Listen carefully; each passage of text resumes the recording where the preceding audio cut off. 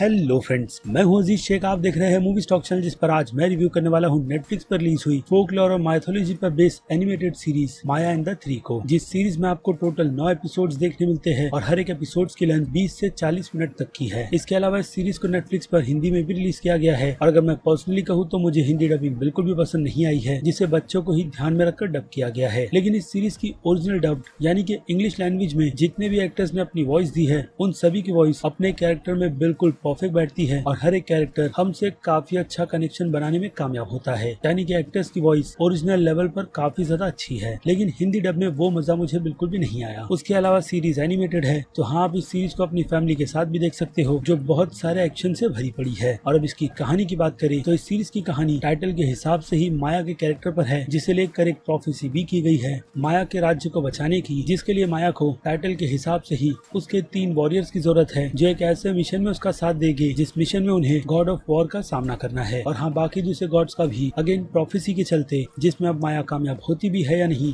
और उसकी टीम के मेंबर्स का कितना साथ देते हैं कितना नहीं, वही सारी की सारी डिटेल्स जानने के लिए आपको देखनी होगी ये सीरीज, जिसे पहले ही सीजन में पूरा खत्म कर दिया गया है। यानी कि इस सीरीज के दूसरे सीजन का आपको बिल्कुल भी वेट नहीं करना। लेकिन फिर भी टाइम इंपॉर्टेंट है, जो अब आपको इस एनिमेटेड सीरीज के लिए देना भी चाहिए या नहीं, चलिए उन डिटेल्स पर बात करते हैं। लेकिन उससे पहले बनती है एक छोटी सी रिक्वेस्ट भी, जो है चैनल को सब्सक्राइब, वीडियो को लाइक और शेयर करने की।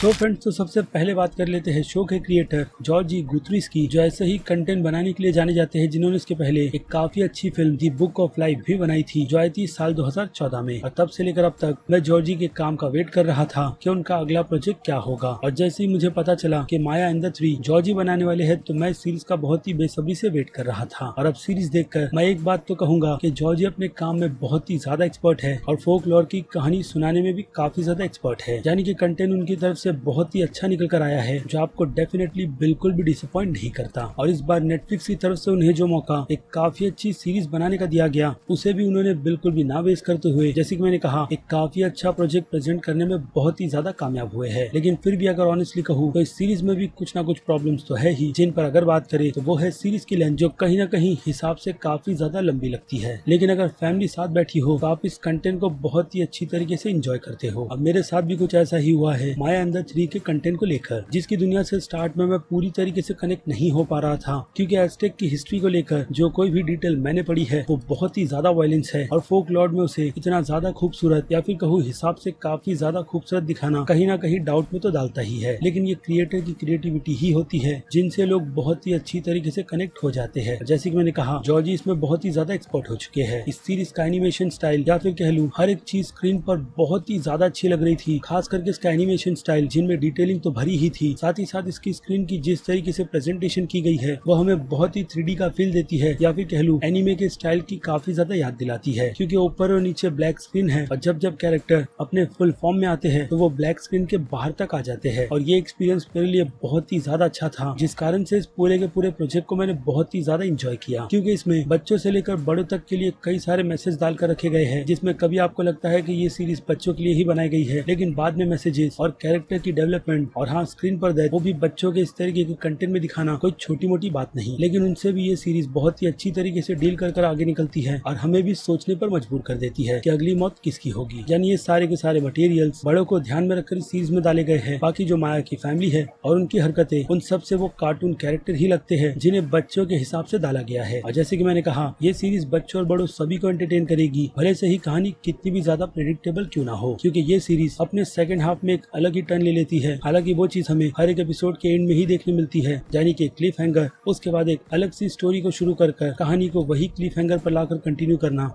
ये कमाल एडिटर साहब का है, जिनकी एडिटिंग भी सीरीज को लेकर काफी ज्यादा अच्छी है। बाकी सीरीज के डायरेक्शन की तो मैं तारीफ कर ही चुका हूँ, तो वैसे ही सीरीज की सिनेमेटोग्राफी, कैरेक्टर्स की डिजाइन और बीजीएम तक इम्प्रेसिव है। और हाँ, ये काफी सुंदर कहानी भी। जिनसे हटकर अब सीधे आ जाए सीरीज की रेटिंग्स पर, तो इस सीरीज के एक्शन और ड्रामा के लिए बनते हैं 5 में से 3 स्टार, क्योंकि सीरीज में एक्शन बहुत सारे है, वो भी हर एक एपिसोड में बॉस लेवल के, और ड्रामा तो सीरीज का अच्छा है ही। बाकी इसके कॉमेडी, हॉरर, थ्रिल के लिए 5 में से 2.5 स्टार बिल्कुल ठीक रहेंगे, क्योंकि जितने ह्यूमर और कॉमेडी इस सीरीज में डाली गई है वो कहीं ना कहीं आपको हंसाती है, तो वैसे ही थ्रिलिंग मोमेंट आपको इस सीरीज में काफी सारे देखने मिलते हैं, जिस कारण से 2.5 स्टार की रेटिंग इस कैटेगरी में तो बनती ही है। बाकी बात करें सस्पेंस की, तो प्रेडिक्टेबल कहानी होने के बावजूद भी ये सीरीज सस्पेंस में अपनी 2 स्टार की रेटिंग ले जाएगी, जिसका पता तो आपको सीरीज देखकर ही चलेगा। बाकी मास्टर्स ऑडियंस की बात करें तो मास्टर्स ऑडियंस की नजर में ये A+ की सीरीज है, क्रिटिक्स की नजरों में A- की, और मैं इस सीरीज को B+ की कैटेगरी में रखूंगा, यानी कि एक मस्ट वॉच जो आपके टाइम को बहुत ही अच्छी तरीके से पास कर आपको काफी अच्छा मैसेज भी देती है। लेकिन फिलहाल तो ये मेरा पर्सनल ओपिनियन है। नेटफ्लिक्स की सीरीज माया एंड द 3 को लेकर आपकी क्या राय है उस बारे में मुझे कमेंट करके जरूर बताइएगा, क्योंकि अब वक्त है वीडियो को यहीं पर खत्म करने का। मैं हूँ अजीज शेख, आप देख रहे थे मूवी स्टॉक चैनल, जिसे अगर आपने अभी तक सब्सक्राइब नहीं किया है तो सब्सक्राइब कर लीजिए और बगल में बने हुए इस बेल आइकन के साथ साथ नोटिफिकेशन को भी ऑल पर क्लिक कर दीजिएगा। बाकी मैं मिलूंगा जल्दी आपसे दूसरी किसी वीडियो में किसी और फिल्म या फिर किसी और सीरीज के टॉपिक पर बात करते हुए। तब तक के लिए आप मेरे चैनल के बाकी दूसरे वीडियोस को भी एंजॉय कीजिए और टिल देन